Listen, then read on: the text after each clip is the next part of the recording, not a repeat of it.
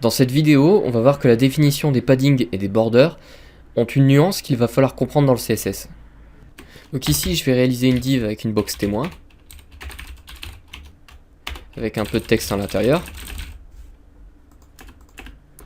Ok, et je vais réaliser une box normale.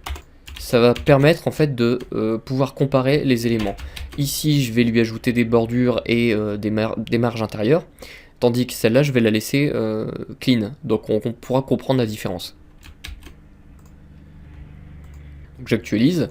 Je vais, pour ma box témoin et ma box .box normale.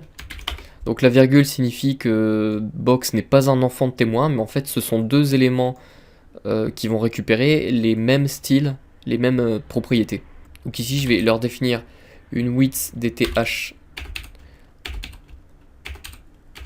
de 200 pixels, une height de 100 pixels et une couleur, donc un fond background.gray.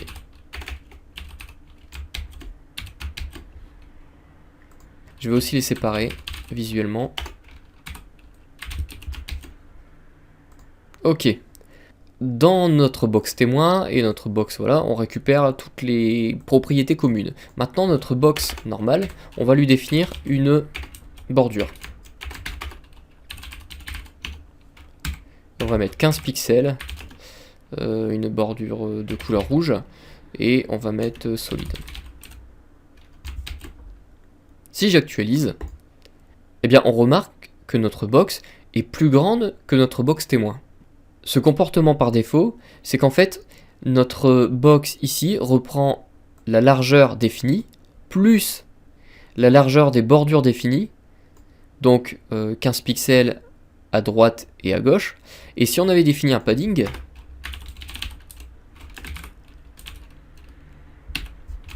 ça aurait été la même chose. On aurait rajouté 15 pixels à notre largeur totale de notre box. Donc ce qui fait que pour réatteindre le même résultat que notre box témoin, on aurait dû faire un calcul. C'est-à-dire que ici, au lieu de définir 200 pixels, on aurait dû faire 200 pixels, moins 15 pixels à gauche, moins 15 pixels à droite, et encore une marge intérieure, donc moins 15 pixels encore à gauche, et moins 15 pixels encore à droite. Ce qui nous fait une largeur... Hop, donc de 200, moins 15 et 15, 30, moins 15 et 15, 30, donc moins 60. Et on obtient 140 pixels. Si on fait ça et qu'on actualise, on voit que ma box a repris la même largeur que ma box témoin. Alors on aurait pu faire ça aussi pour la hauteur, 8. Ici, on a 15 pixels en haut et en bas, et ici, on a 15 pixels en haut et en bas aussi, donc c'est exactement pareil. On fait 100 pixels moins 40, on obtient 60 pixels. 100 pixels moins 60, on obtient 40 pixels. Et voilà ce qu'on obtient. Alors le truc vraiment embêtant, c'est que souvent, dans un design, on teste un petit peu nos marges, etc. Et on est obligé de prendre en compte ces marges et de redéfinir à chaque fois notre taille et notre hauteur. Par exemple ici, si j'avais voulu 15 pixels à droite et à gauche et je me serais dit bah non, je veux seulement 5 pixels en haut et en bas, il aurait fallu prendre en compte que là on vient de retirer 10 pixels en haut et en bas. Et donc 10 pixels retirés en haut et en bas, ça fait 20 pixels. Et il va falloir les rajouter à notre hauteur ici. Sinon, on obtient une hauteur plus petite. Donc 40, 50, 60 pixels. Hop, et j'actualise. Et on réobtient la même hauteur que notre box témoin. Alors vous avez vu le principe, donc c'est assez rébarbatif et assez tordu comme système. Donc il existe une solution pour parer à ce problème. Mais attention, elle n'est pas compatible avec tous les navigateurs, surtout les navigateurs en dessous de Internet Explorer 8.